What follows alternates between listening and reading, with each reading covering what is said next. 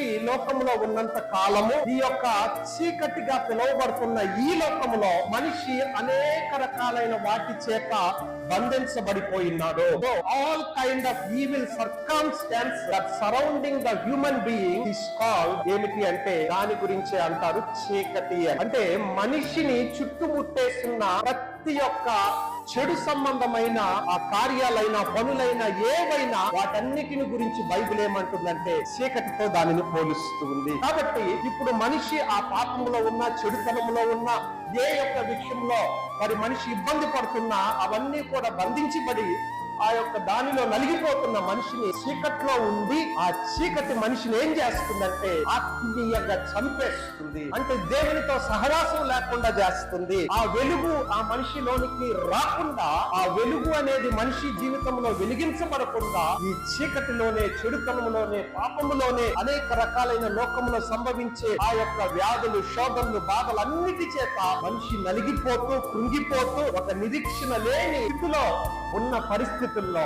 దేవుని వాక్యము ద్వారా ఇప్పుడు మనం చదువుకున్న ఈ వాక్య భాగములో అటువంటి మనిషి కొరకు యేసు క్రీస్తు ప్రభువారు ఎలా వచ్చాడు? ఆ మనిషిని జీవింపజేయడానికి, ఆ యొక్క చీకటిని తరిమివేసి ఆ చీకటి జీవితాన్ని వెలుగుమయంగా మార్చడానికి యేసు క్రీస్తు ప్రభువారు వెలుగుగాను జీవముగాను వచ్చాడని బైబిల్ సెలవిస్తుంది.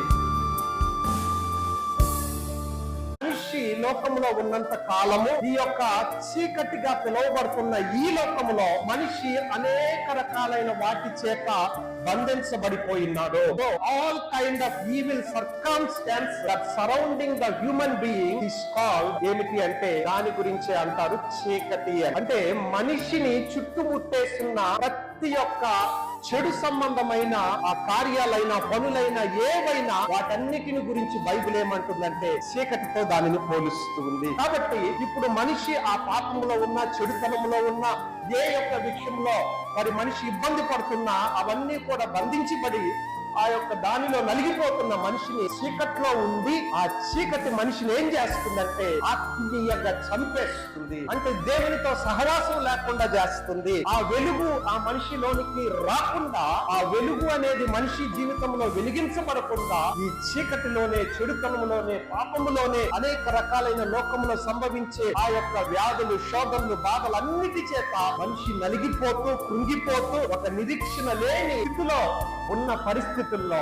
దేవుని వాక్యము ద్వారా ఇప్పుడు మనం చదువుకున్న ఈ వాక్య భాగములో అటువంటి మనిషి కొరకు యేసు క్రీస్తు ప్రభువారు ఎలా వచ్చాడు? ఆ మనిషిని జీవింపజేయడానికి, ఆ యొక్క